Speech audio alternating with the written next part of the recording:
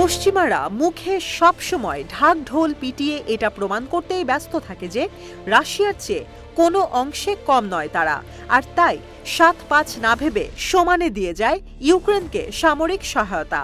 সবশেষ ইউক্রেন পশ্চিমা আতাকামাস আর Sturm shadow দিয়ে রুশ ভূখণ্ডে হামলা করার পর থেকে তো আগুনে ঘি ঢেলে দিয়েছে যুক্তরাষ্ট্র আর যুক্তরাজ্য।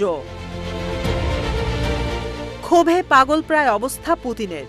কি রেখে কি করবেন ভেবেই পাচ্ছেন না।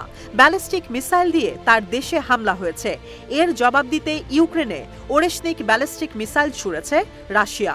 সঙ্গে এই তথ্য পুতিন নিশ্চিত করেছেন মিসাইলটি আঘাত হানতে সক্ষম ইউরোপে। এই আতঙ্কে কাঁপছে দ্বিতীয় বিশ্বযুদ্ধের সময়ের অন্যতম শক্তিশালী ভূমিকায় থাকা জার্মানি।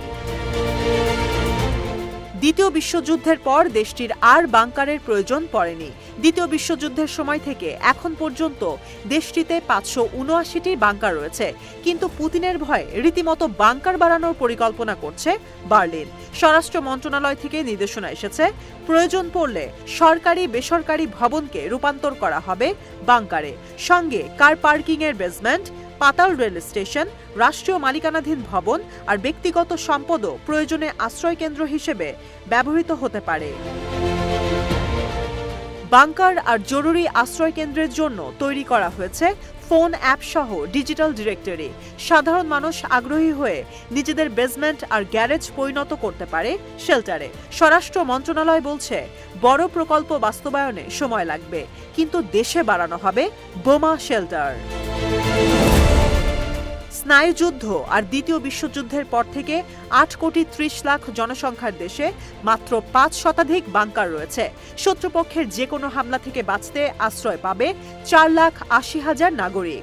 জার্মানির গোয়েন্দা সংস্থা আগেই সতর্ক করেছে, ন্যাটো সামরিক জোটে ২০৩০ সাল নাগাদ হামলা সক্ষমতা অর্জন করবে রাশিয়া। বাংকার শেট্রম নামে বাংকার নির্মাতা প্রতিষ্ঠান ২০২২ সালে রয়টার্সকে দেয়া এক সাক্ষাৎকারে বলেছিল, বাংকার কেনায় মানুষের আগ্রহ বাড়ছে। ২০২২ সালে কোম্পানির ক্রয়াদেশ ৩০০% পর্যন্ত বেড়েছিল। এখন শত্রুপক্ষের যে কোনো হামলা একজোট হয়ে মোকাবেলায় একসঙ্গে কাজ করছে দেশের সরকার, সেনাবাহিনী, নিরাপত্তা বাহিনী আর জরুরি সেবাদাতা প্রতিষ্ঠান। গোপনীয় রাখলেও প্রস্তুতি নিচ্ছে পুতিনের হামলা ঠেকানোর কিংবা ক্ষয়ক্ষতি কমানোর।